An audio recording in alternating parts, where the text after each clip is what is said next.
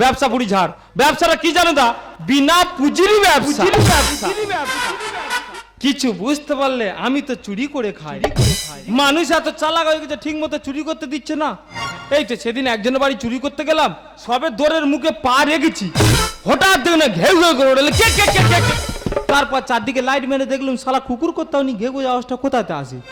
উপরে লাইট মেরে দেখি না দোরের মাথার উপরে একটা বক্স বেঁধে রেখেছে। সেই বক্সের মধ্যে আধা ঘন্টা অন্তর অন্তরে ঘেউ ঘেউ শব্দ আসে। দাদা আমার তো আর চুরি করা হলো নি, লাস্টে হাসতে হাসতে বাড়িতে ফিরে চলে গেলাম। কিরে বন্ধু, কেমন আছিস বল? না বন্ধু ভালো নেই। আমিও ভালো নেই। কেন? আমার তো ব্যবসা ঘেটে পুরো সে কি তোর ব্যবসা কেটে গো? হ্যাঁ, কেন?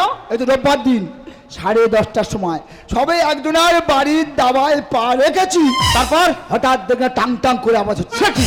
আমি ভাবলাম নিশ্চয় তাহলে এই বাড়ির মহিলা রান্না করছে। হতে পারে। ফিরে চলে এলাম।